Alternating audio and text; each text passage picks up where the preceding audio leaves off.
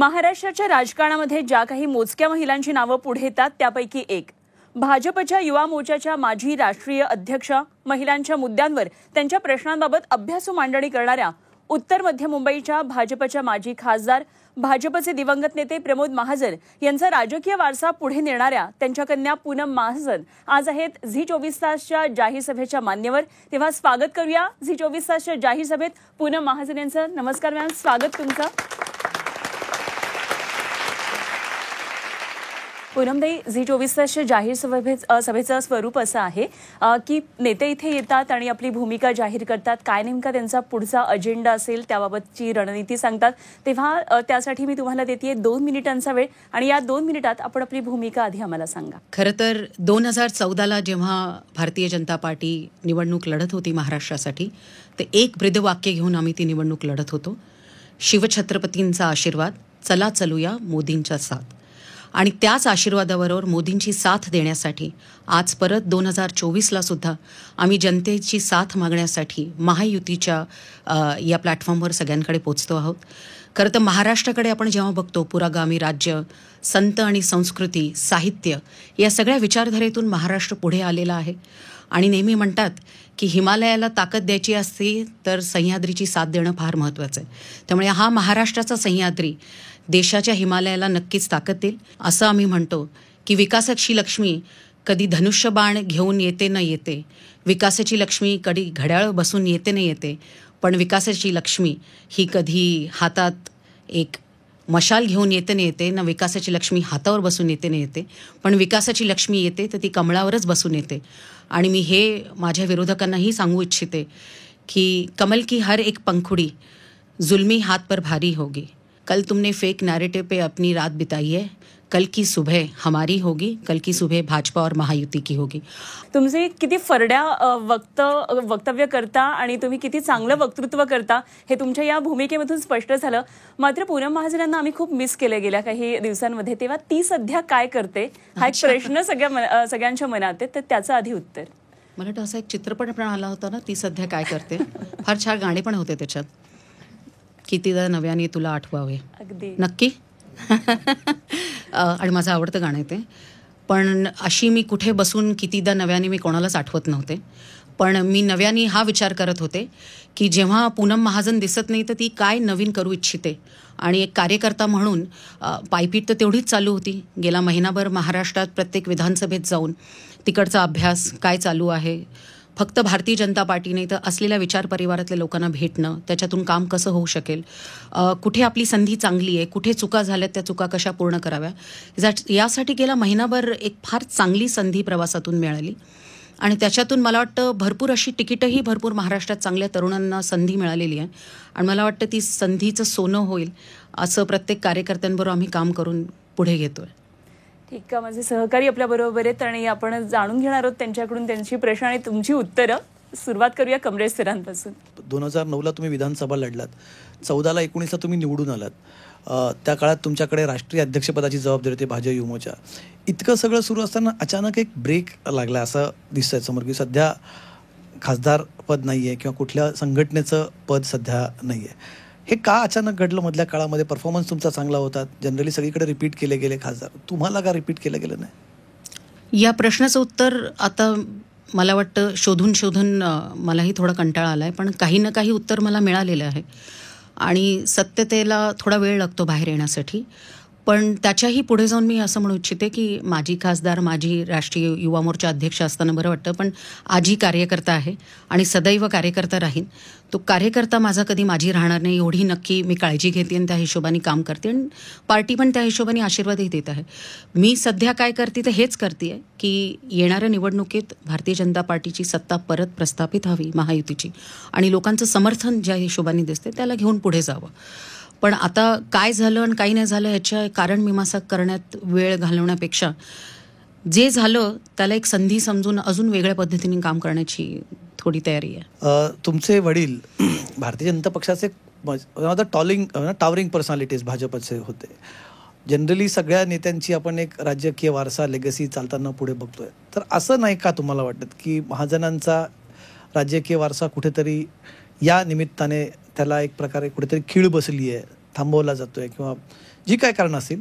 तुम्ही बघितलंय की कोशिश करने वालों की हार होती नहीं, लहरों से डर करनो का पार नहीं होती. जेव्हा प्रमोदजी कोणतंही अवघड काही झालेलं असतं किंवा कोणत्याही गोष्टीला खीळ समजा तुम्ही म्हणता लागली, तर उस चुनौती को देखना बहुत ज़रूरी होता है. कठिनाई तो सब में आती है असं म्हणतात, पण त्या कठीण काळातून सुद्धा त्याच्यात काय तुम्ही शिकू शकता. आणि असे मी तुम्ही प्रमोदजींची भरपूर तुम्हाला उदाहरणं देऊ शकते की 98ला ते निवडणूक हरले, जी अपेक्षित नव्हतं. पण 10 मिनिटात त्यांनी अटलजींना फोन केला. 10 मिनिटं असे ते कोपऱ्यात बसले होते, थोडं त्यांनाही संताप झाला असेल. अटलजींना सांगितलं की बापजी मैं तो हार रहा हूँ, मैं दिल्ली पहुँचता हूँ, हमें सरकार तो बनानी है. मला वाटतं मी असे क्षण बघितल्यामुळे मला कुठे ती कमी म्हणजे थोडं वाईट वाटतं ना, का नाही वाईट वाटणार जेव्हा तुम्ही म्हणताय की काम चांगलं केलेलं आहे, परफॉर्मन्स एवढा वाईट नाही आहे. पण प्रत्येक गोष्टीत कारणं कधी कधी मिळत नाहीत आणि कारण आपल्याला माहीत असतं, पण कारणालाही एक काळ असतो. आणि महाभारतात जसं मी अर्जुनाच्या जीवनीवर फार अभ्यास करते, तर मी तर लढाई लढण्यासाठी नेहमी तयार होते, पण अर्जुन तेव्हा महाभारतात असं होतं की अर्जुन लढाईसाठी तयार नव्हते. आणि जेव्हा ते लढाईसाठी तयार नव्हते तर कृष्णाने येऊन अर्जुनाला सांगितलं की लढाई तुझ्यासाठी लढणे किती महत्त्वाची आहे. माझ्यासाठी मी तर लढाईला तयार आहे. कृष्णरूपी माझी पार्टी नक्कीच मला सांगेल की कधी केव्हा लढायचं. महाभारतातलं उदाहरण दिलं, मला प्रश्न वेगळा विचारतो, पण तुम्ही आता उदाहरण काढलं म्हणून अर्जुनाचं जे तिथे संभ्रम होता ना, तो संभ्रम हा होता अर्जुनाचा की मी हे सगळे समोर माझे आप्तस्वकीय आहेत, मी यांच्याशी कसा लढू, हा त्याचा संभ्रम होता. तेव्हा कृष्णाने त्याला गीता सांगितली. असं काही झालंय का? असं झालं नाही आहे, पण थोडं बहुत त्या जीवनीच्या अर्थनातून त्याच्यातून विचार करून आपल्याला वाटतं की कसं असतं, समोर असलेला लढाईत असलेला माणूस जेव्हा तुम्ही विरोधकांशी लढता ते फार सोपं असतं, पण तेव्हा तुम्ही जेव्हा आतलं द्वंद्व असतं की तुम्हाला कळत नाही की कुठलं द्वंद्व आणि का होतंय ते, तेव्हा संभ्रम अवस्थेत अर्जुनही होता आणि मीही होते. तुम्हाला कुठं तुमचं तिकीट कापलं गेलं तुम्हाला म्हणायचं आहे की की तो लार्जर पॉलिसीचा भाग असेल, तुम्हाला असं वाटतं? मला दोन्ही वाटतं. तिकीट कापलं गेलं नव्हतं, असं काही पहिल्यापासून ठरवलं नव्हतं. असं कधी मला फिलर्स मिळाले नव्हते. प्रत्येक कामाचं कौतुक केलं जात होतं. तर कुठेतरी काहीतरी विचार झाला असेल मागून, जो मला मागून वळून बघता आला नाही. कारण की आपण नेहमी पुढे ध्येय ठेवतो ना, आपण कधी मागे वळून बघत नाही की काय होत चाललंय. तर ध्येय बघता बघता थोडं चालताना मागे वळता आलं नाही आणि मला कळलं नाही की काय झालं. आणि मला वाटतं हे काही त्या काळातलं किंवा तेव्हाच असं झालं होतं असं नाही आहे. त्याच्या मागे खूप काळ विचार झालेला असेल. महाजन म्हटलं की संघर्ष आणि उठाव हे दोन्ही शब्द दिसतात, पण एकीकडे हे दोन शब्द असताना संस्कार हा देखील शब्द महाजनांमध्ये खूप पाळला जातो. मग तो राजकीय असेल किंवा घरातला असेल, तर कदाचित याच संस्कारांमुळे आजही घुसमट थोडीशी वाटत होती, पण तरी तग धरून आहात पक्षामध्ये. घुसमट आयुष्यात राजकारणात सगळ्यांना कधी ना कधी बघावी लागते. कधी ना कधी जिंकता तुम्ही, कधीतरी हरता. तुम्हाला आयुष्यात फार उतार चढ असतात. राजकारण एवढं सोपं नाही आहे. आणि मी परवाच कोणाला सांगत होते की जेव्हा 2014च्या निवडणुकीत मी उतरले आणि पूर्ण मतदारसंघात फिरत असताना मी सांगितलं होतं की PPP मॉड्यूलवर मी काम करणार, म्हणजे पब्लिक पॉलिटिशियन पार्टनरशिप.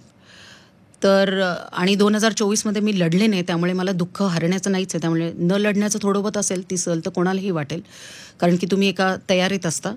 तेव्हा मी आता नवीन PPPवर काम करत आहे. पेशन्स, पॅशन आणि प्रमोद. सो तेवढाच पेशन्स राजकारणात असणं महत्त्वाचं आहे. पॅशन जाणं बिलकुल सोडायचं नाही पॅशन, कारण की मी अजूनही वेगवेगळ्या कारणांवर काम करत असते. मतदारसंघ सोडला नाही, ऑफिस तेवढंच भरलेलं असतं. कारण की जरी काँग्रेसचा मतदारसंघ तो गड फोडून आम्ही भाजपाचा बनवला होता, पण आता परत तो काँग्रेसकडे गेला आहे. पण त्याचा अर्थ असा नाही की आम्ही काम करणार नाही, तर आम्ही अजून जोराने काम करू. आणि पेशन्स बरोबर, पॅशन बरोबर, पीस, प्रमोद, घुसमट होऊ नये मनात, नेहमी प्रसन्न राहावं प्रमोदसारखं. मला वाटतं त्या हिशोबाने मी ते काम करत आहे.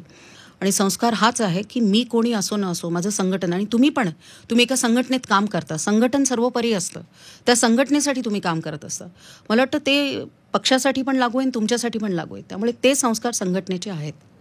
जे बाहेरून आलेले आहेत त्यांना भाजपमध्ये लगेच न्याय मिळतो, पण ज्या लोकांनी महाजन असतील, मुंडा असतील, खडसे असतील, यांनी भाजप तळागाळात पोहोचवलं, पण त्या कुटुंबातल्या लोकांना तिकीट मिळवण्यापासून प्रचंड संघर्ष करावं लागतं. प्रमोदजींचा संघर्ष म्हणजे प्रमोदजी दिसतात नवीन लोकांना 90च्या दशकातले किंवा 2000च्या दशकातले, पण 80 किंवा 80च्या आधी जेव्हा जनता पार्टी होती, 2 फाटके पायजमे, त्याच्यात एक सायकलमध्ये चालला आहे आणि प्रमोद महाजन तरी मोठे नेते होते तरी त्यांच्यासाठी सायकल किंवा स्कूटीज घ्यायला यायची, तेवढीच परिस्थिती भारतीय जनता पार्टीची होती. तो संघर्ष होता, त्या संघर्षातून इथपर्यंत पोचले. खरं तर मला हे प्रश्नाचं उत्तर दुसऱ्या पद्धतीने द्यायचं आहे. मी प्रमोद महाजनांची मुलगी आहे म्हणून माझा संघर्ष नसावा हे मी बिलकुल बोलत नाही आहे. उलट असावा आणि खूप चांगला असावा. त्या संघर्षातून हेही दाखवता येईल मला की त्यांची मुलगी म्हणून मी किती लायक आहे आणि किती नाही आहे. पण तो संघर्ष असा असावा, तो चॅलेंजिंग संघर्ष असावा आणि ती अपेक्षा मी करते. आदरणीय मुंडेजी, माझं तर बघा नशीब, प्रमोदजी गेले आणि जोपर्यंत मी होता खासदार झाले, मला वाटलं आता मामा असतील, मी जेव्हा संसदेत शपथ घेईन तर समोर ते असतील, कोणी ना कोणी माझ्यासोबत असेल, तेही नव्हते. तर आमचा संघर्ष फारच वेगळा होता मुलांचा.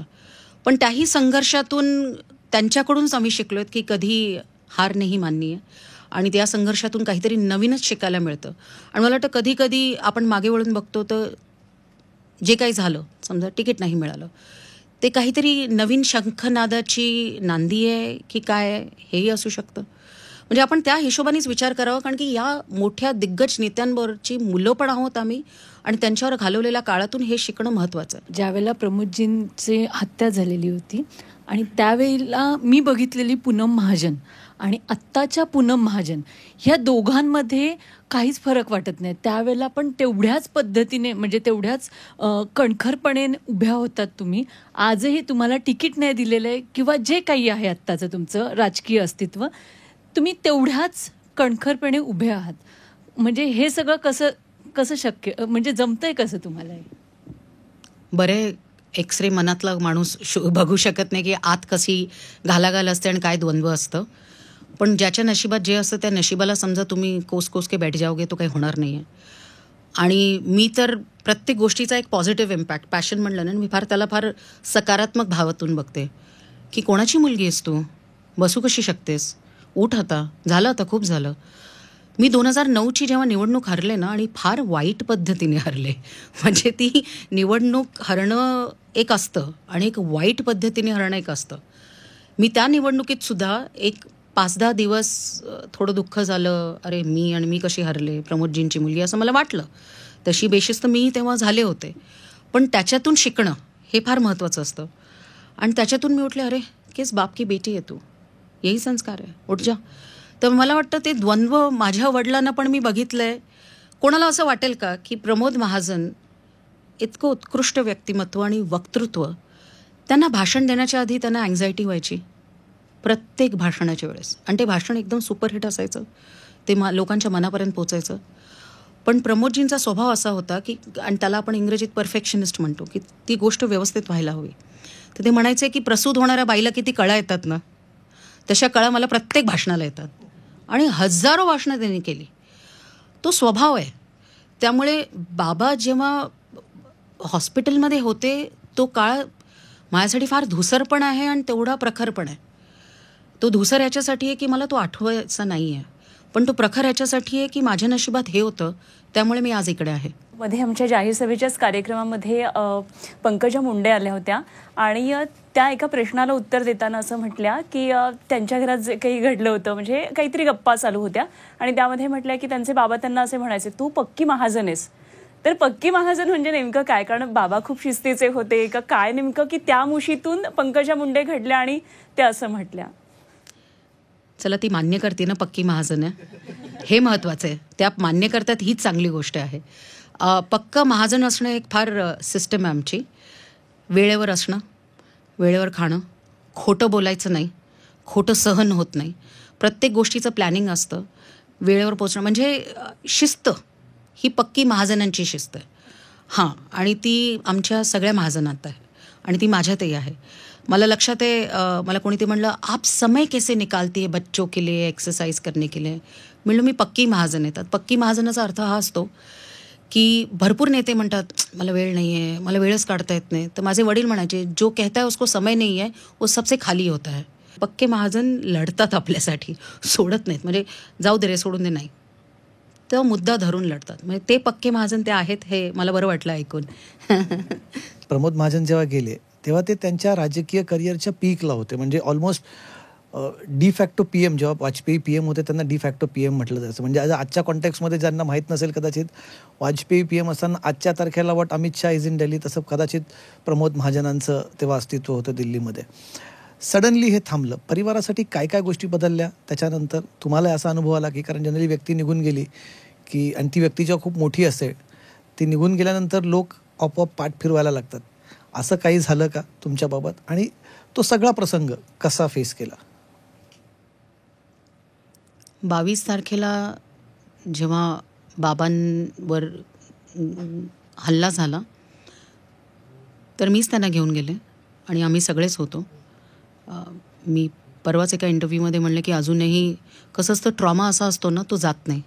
फक्त तुमच्या आयुष्यात इतक्या गोष्टी जगण्यासाठी, सर्वायवलसाठी तुम्हाला जगावं लागतं, लढावं लागतं. तो एका कुठेतरी कोपऱ्यात असतो, पण कधीही विषय नाही घाला. सुखाचे क्षण असतील, दुःखाचे क्षण असतील. प्रमोदजींशिवाय म्हणजे पक्की महाजन जेव्हा तुम्ही म्हणता, तो वटवृक्ष होता आमचा आणि तो कोलमून पडला. तुम्ही विचार करा, आम्ही छोटे छोटे छोटे छोटे रोपटे, ना पाणी ना उन्हाची सवय, एवढा कडक ऊन, कोणी पाणी द्यायला तयार नाही. तो त्रास वेगळा होता आणि तो त्रास अजूनही वाटतो. बाबांना जो त्रास झाला ह्याचा त्रास मला जास्त आहे. म्हणजे हे मी कधी बोलले नाही. ते जेव्हा हॉस्पिटलमध्ये होते मी नेहमी म्हणायचे आणि मी आजही म्हणते की देवानी मला घेऊन जायला पाहिजे होतं, कारण की देशाला त्यांची गरज होती. मी कम्पॅरेटिव्हली ते कसे होते, कोणासारखे होते, मी हे म्हणणार नाही. प्रमोद महाजन हे वेगळंच एक रसायन होतं. ते जाणं, ती क्षती त्याच्यावर म्हणजे भाष्य करताच येत नाही हो. आणि तो रोजचा त्रास आहे. म्हणजे तो मनातला एक परिवार म्हणून खरंच अवघड आहे. कारण की कधी कधी वाटतं कशासाठी लढतोय, काय करतोय. ते असते तर त्यांनी एका छोट्याशा अंबेजोगाईमधून, आपलं जन्मले होते मेहबूबनगरमध्ये, आपलं आयुष्य सुरू केलं. आणि जेव्हा प्रमोदजी माहिती आहे घरातून पळून गेले होते, त्यांना इंजिनिअरिंग करायची नव्हती, वडिलांशी वाद झाला होता, तर नेहमी मराठवाड्यात असणारा पोरगा तो कुठे जास्तीत जास्त पळेल? मुंबई. हे सरळ पोचले दिल्लीत. म्हणजे त्यांची विजन वयाच्या 19व्या-18व्या वर्षीसुद्धा होती की मी दिल्ली काबीज करणार. मी 10 वर्ष संसदेत होते. एक दिवस माझा गेला नाही जिथे कोणते जुने 70-80 वर्षाचे जुने खासदार जे कॉफी प्यायला आमच्या पार्लमेंटमध्ये येतात, सेंट्रल हॉलमध्ये, किंवा कोणताही एम्प्लॉई स्टाफ पार्लमेंटचा, त्याच्याकडे प्रमोदजींशी जुडलेली एक कहाणी नसेल. तो कोणत्याही पक्षाचा असेल की म्हणजे प्रमोदजी ने ये मदत की थी, प्रमोदजी बहुत भले थे, प्रमोदजी. मला सांगायची गरज नाही, मी काही माझ्याकडून काय मिळणार आहे त्यांना. पण मी हे सगळं बघितलं. त्यामुळे त्या व्यक्तिमत्वाला जाणं फार त्रासदायक हो. आणि वडील नसले तर भरपूर लोकांनी आयुष्यात बघितलं आहे, फार अवघड असतं. आणि ते असायला हवे होते, माझ्यासाठी नाही, घरासाठी नाही, पण या देशासाठी. हे मी नेहमी विचार करते. हे सगळं घडलं ते घरात घडलं. म्हणजे गोळ्या झाडल्या गेल्या सख्ख्या भावाने सख्ख्या भावावरती, त्यामुळे त्याची त्या काळात अधिक चर्चा झाली. तर ते किती ट्रॉमॅटिक होतं, कारण सख्खा काका आपल्याच वडिलांवरती गोळ्या घालतो. कोणी झाडली गोळी काय, ह्याच्या मागे ती गोळी फक्त एका माणसाच्या रागाची आणि मत्सराची नव्हती. राग आणि मत्सर होता, कारण की त्या गोळीचे पैसेसुद्धा माझ्या वडिलांनीच दिले होते, त्या बंदुकीचे पैसेसुद्धा माझ्या वडिलांनीच दिले होते. आणि पैसे इतके होते की तुम्ही कोर्ट केसही लढू शकला होता, तुम्ही आयुष्यही घालवू शकला होता. पण त्याच्यामागे ती गोळी फक्त एका माणसाच्या मत्सराची आणि रागाची फक्त नव्हती. आणि मी नेहमी म्हणते की त्याच्यामागे एक फार मोठं षडयंत्र होतं. आज, उद्या किंवा परवा कधीतरी कळेल हे षडयंत्र काय, आणि त्याच्यातून कळेल का हे का झालं. हे फक्त दोन भावाच्या एक तर भांडण काहीच नव्हतं, भांडण नसतं. जेव्हा एक देतो आणि दुसरा घेतो याच्यात भांडणं काहीच नसतं. ह्याच्या मागे फार मोठं षडयंत्र आहे आणि ते नक्कीच कळेल कधीतरी. षडयंत्र म्हणजे नक्की काय? घरातल्या विषयाचं षडयंत्र की बाहेरचं किंवा राजकीय? कारण प्रमोद महाजन एका खूप मोठ्या उंचीचे राजकीय नेते होते. प्रत्येकाला आपल्या आपल्या कहाणीचे फाटे फुटत असतात, ते ठीक आहे. पण कधी हा विचार केला नाही की प्रमोद महाजन जे 2004 म्हटले होते की चला आम्ही निवडणूक हरलो, मी माझ्या अंगावर घेतो, आणि 2009 आणि 14च्या वेळेस जेव्हा निवडणूक होईल 2009ला, तेव्हा परत आम्ही सत्तेत येऊ. आणि त्यावेळेचे प्रमोद महाजन सगळ्यांना माहिती होते की किती महत्त्वाचे होते. हे असं त्यांच्यावर 2006ला का झालं? फक्त काही पैशांसाठी? का त्या पैशाच्या नावामागे कोणीतरी हा अभ्यास केला होता की आपण या पद्धतीने हा विचार दाबू शकू किंवा मारू शकू? कोण असेल असं तुमच्यावर तुम्ही षडयंत्र म्हणतात, कोण असू शकतं याच्यामागे? कळेल, कधीतरी कळेल. कधी? आता 20 वर्ष झालीत पूनमजी त्या गोष्टीला. माझ्या हयातीत कळलं तर बरंच आहे. तुम्ही एक पुस्तक लिहिताय म्हणे, त्याच्यात हे सगळं लिहिणार आहात? तो चॅप्टर त्याच्यात लिहायचा की नाही, तो धडा त्याच्यात असावा की नाही, अजून त्याचा विचार केला नाही आहे मी. कशाबद्दल लिहिताय पुस्तक नक्की? प्रमोदजी, प्रमोदजींचा प्रवास, सुरुवात. कारण की येणाऱ्या काळात संघटनेतला जो नवीन कार्यकर्ता येईल, कोणत्याही संघटनेतला, राजकारणातला, त्याला या उत्तुंग व्यक्तिमत्वानी काय काय केलं. आणि मला वाटतं हा एक धडा पण असेल प्रत्येक तरुण पिढीतल्या राजकारणाला, ज्याला समाजकारणात काम करायचं, राजकारणात करायचं, उद्या जाऊन किंवा कॉर्पोरेटमध्ये पण काम करायचं असेल, की एक माणूस स्वतःच्या कला किती चांगल्या करू शकतो, आपल्या संघटनेला किती मदत करू शकतो आणि त्यानुसार स्वतःची लीडरशिप कशी एस्टॅब्लिश करू शकतो. अशा भरपूर गोष्टी आहेत. आणि तो संघर्ष, मला वाटतं आता काय झालं, पार्टी फार मोठी झाली आहे, पण त्यात येणाऱ्या तरुण पिढीने तो संघर्ष बघणं फार महत्त्वाचं. तो मी फक्त बघितला ठीक आहे. अशी कोण लोक होती की जी प्रमोदजी असताना खूप समोर हांजी करत असत आणि ते गेल्यानंतर अचानक त्यांनी पाठ फिरवली? आय एम शुअर खूप लोक असतील अशी. काही आठवतात अशी काय समोर असलेली नावं? नाही, मग त्याच्यासाठी तो 2-5 तासाचा इंटरव्ह्यू लागेल. तरी त्यातल्या त्यात सांगून काय फायदा? काही लोकांनी जी पाठ फिरवली ते स्वतःसुद्धा फिरून गेलेत, त्यांचेही वासे फिरलेत. कसं असतं, कधीतरी देव असतो हाही माझा विश्वास आहे. काहींचे वासे फिरलेत, काहींचं ठीकठाक चालू आहे, काहींचे कधीतरी होतील. नाव न घेता एखादा प्रसंग सांगायचा असेल की बाबा अमुक व्यक्ती प्रमोद महाजन असताना अशी वागायची आणि प्रमोदजी नसताना एकदम फिरली, नाव न घेता सांगू शकता तुम्ही की काय? माझ्याविषयी ते असे वागायचे. आमची गोड पूनम किती बोलते, छान बोलते, तू नक्की भाषण करणार, मोठी झाल्यावर तू नक्की नेता होणार. आणि राजकारणात आले तेच सगळे काका लोक म्हणू लागले काय उद्धट आहे, काय बेशिस्त आहे, तिला काही बोलताच येत नाही. आणि गेले काही वर्ष माझ्यावर तर एवढा मोठा ठप्पा लागला की being straight forward has become उद्धट. कारण की महिला आहे ना, ते एक अवघड पडतं. पण तेच काका, तेच म्हणजे मावश्या तर बिचारा कोणीच नव्हत्या, पण ते सगळे जे काका होते, अजूनही आहेत ते लगेच दुसऱ्या दिवशी पूनम उद्धट झाली ना. तशी छान होती, गोड पूनम होती. प्रमोदजींचा वारसा चालवशील ना, आणि तेव्हा माझा काहीच विचार नव्हता राजकारणाचा. पण तू एकदम फोन व्यवस्थित उचलते, त्यांचे निरोप बरोबर घेते, हे करते, ते करते, असं झालं त्यांच्यावर. ट्रिपल तलाकवरती तुमचं भाषण झालं होतं लोकसभेत, ते खूप अभ्यासू होतं, त्याची खूप चर्चाही झाली होती. त्या भाषणात तुम्ही एक छोटासा किस्सा सांगितला होता की ही आणि शी याच्यात काय फरक आहे, तो तुम्ही सांगितला होता. तो नेमका काय होता? मराठी माध्यम अभ्यास, इंग्रजी शिकणं म्हणजे ते फार लांबचं असायचं. मी बालमोहनची, तेव्हा मी बालमोहनमध्ये नव्हते, आधी मी सायनला शिकायचे, तर 5वी-6वीत होते. आणि आपल्याला मराठी माध्यमात इंग्रजी एवढंच शिकवलं जातं, गोपाल केम हिअर, सीता सॅट देअर. मला अजूनही मला माहीत नाही मराठी माध्यमात आता ते सेमी इंग्लिश पण माध्यमं येऊ लागलेत. आणि त्याच्यात तेवढंच इंग्रजी यायचं, इज, वॉज, वेअर, टेअर, काहीच कळायचं नाही आपल्याला. तर तेव्हा उगीच काय माहीत नाही, मी बाबा ग्रहपाठ घ्यायचे नाही, पण अक्षर फार बघायचं आहे, कारण की त्यांचं अक्षर फार सुंदर होतं. आणि त्याच्यानंतर मी ठीक होते, आणि त्यामुळे ते बघायचे की ही काही करते की नाही. तर त्याच्यात त्यांना मी म्हटलं, बाबा ही आणि शीचा अर्थ काय? तर ते म्हणले, ही आणि शीचा अर्थ काय असतो? म्हटलं, बाबा ही आणि शी असं का बोललं जातं? ते म्हणले, ही पुरुष असतो, शी महिला असते.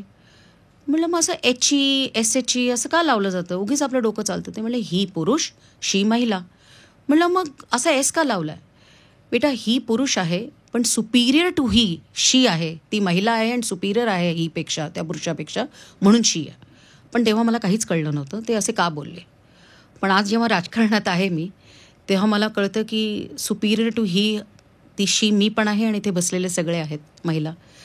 तर तो किस्सा तेव्हा कळला नाही, कारण जेव्हा मी लिहित होते भाषणाचे मुद्दे, कारण की मी त्यांच्यासाठी मुद्दे लिहिते, प्रॅक्टिस करते.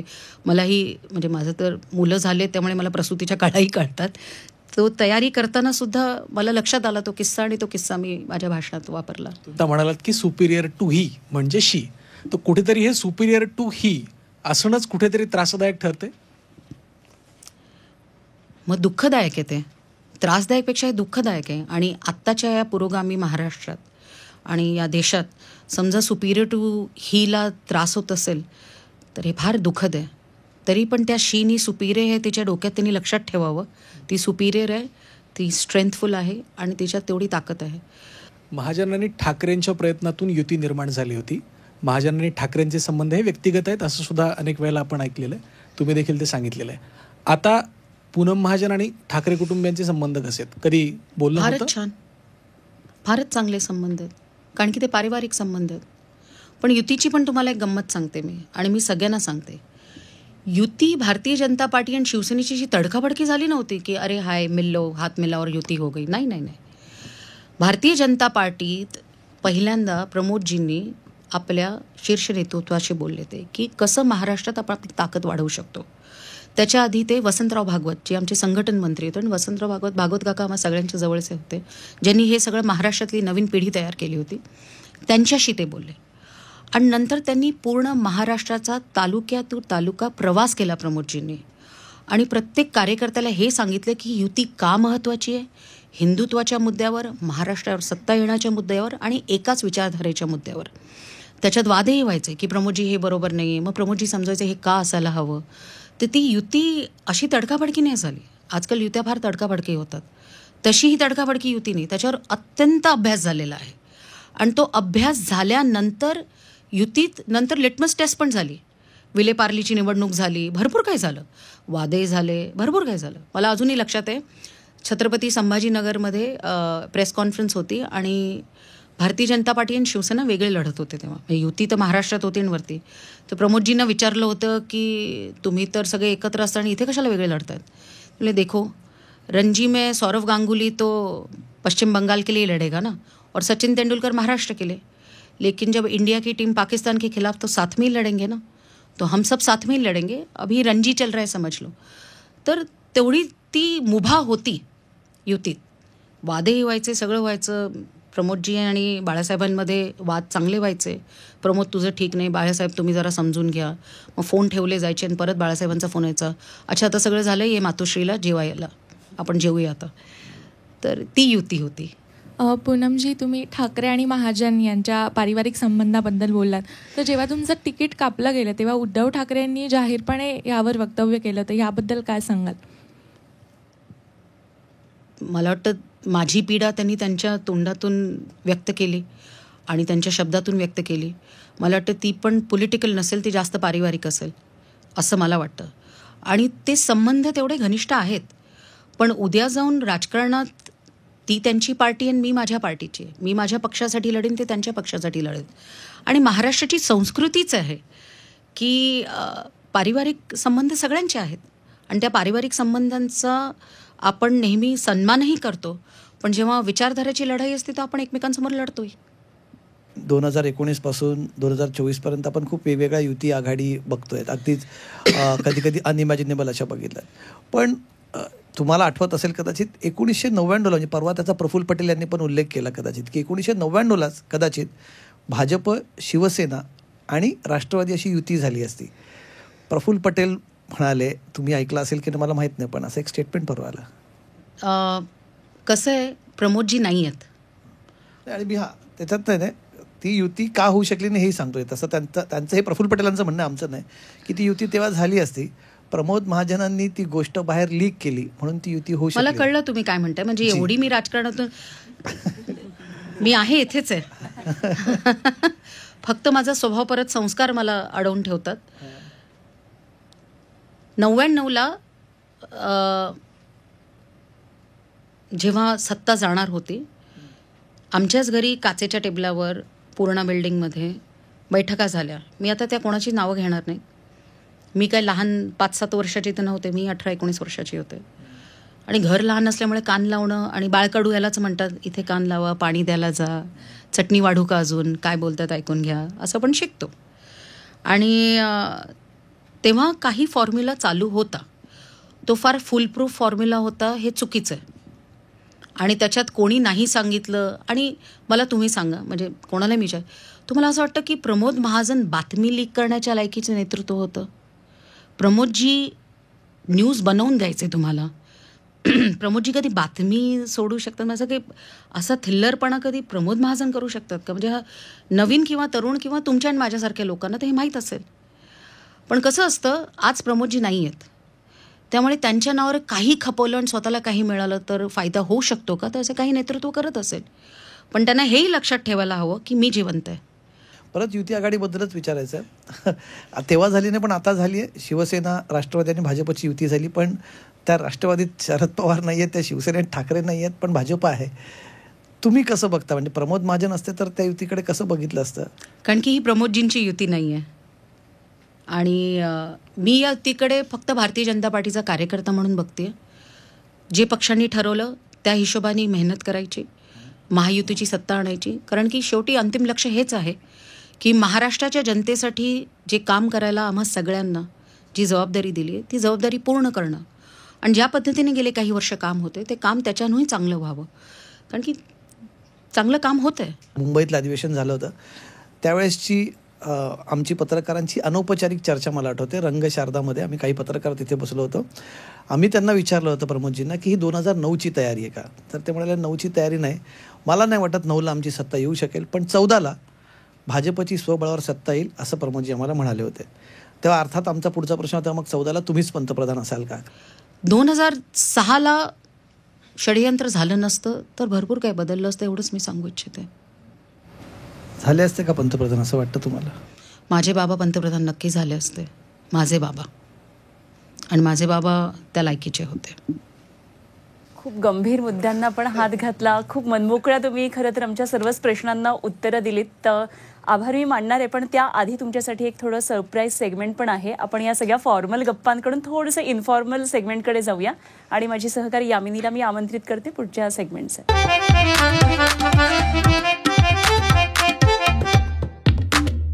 मन की बात असं एक छोटं सेगमेंट घेतलंय ज्यामध्ये मी तुम्हाला काही इमोजीज दाखवणार आहे. ते इमोजीज बघून तुमच्या डोक्यामध्ये, तुमच्या मनामध्ये कोणतं राजकीय नेतृत्व पहिलं येतंय हे आम्हाला ऐकायचंय. पहिला इमोजी आहे ज्यामध्ये तोंडावर हात घेतलेला आहे, बोलू की नको, असं कोणतं राजकीय नेतृत्व तुमच्या डोळ्यासमोर आता आलंय? खरं तर ते मी वापरायला हवं की मी बोलू की नको, पण फार बोलून चालले त्यामुळे मला दुसरा इमोजी वापरावा लागेल. हां बरं, ह्या इमोजीचे मानकरी तुम्ही स्वतःलाच ठरवताय. जी, पुढे वळूयात. पुढे आहे विंकिंग आय. मला वाटतं हे विंकिंग 20 आणि 23 तारखेला नवीन दिसेल. Who's winking home. जास्त बोलणारी, खूप टीकास्त्र आपल्या तोंडातनं बाहेर सोडणारी प्रत्येक हा, पण तुमच्या मनामध्ये आता कोणती? माझ्याही पक्षात आहेत भरपूर. बरं, हो, आणि दुसऱ्याही पक्षात आहेत. पण आज मी सांगू खरं, हो, आज पवारांवर जी टीका झाली, आदरणीय शरदचंद्र पवारांवर, ती फार वाईट होती. सदाभाऊंनी खूप वाईट टीका केली. अशी करू नये. म्हणजे आम्ही पण राजकीय टीका करतो, आम्ही त्यांना महाभारताचे वेगवेगळे आभूषणं दिलेली आहेत, पण ही टीका नाही. खूप विचार करणार. हा माझा नाही, हा माझा पप्यूच, म्हणजे मी अशीच असते नेहमी की कंटाळा आलाय मला. खरं त्याचा अर्थ तो असं असतो की माझी मुलं आली, आता मी घरी जाईन, मॉम ये रह गया, और मग बचाव इन लोगों से. हे असं आहे की जे राजकीय स्वतःची विश्वासार्थ ठेवलेले नसलेले जे नेते आहेत, जेव्हा माझ्या समोर येतात ना, तेव्हा मी असे डोळे त्यांना दाखवते. झिप. मनात खूप काही आहे पण बोलत नाहीयेत सगळ्यांसमोर. नाही, हा, कोणाही करायला हवं असं मी जास्त विचार करते. आता तरी मी माझ्याच तोंडावर ही झिप लावते, नाही तर काही फार जास्त तुमचा इंटरव्ह्यू स्फोटक नको व्हायला.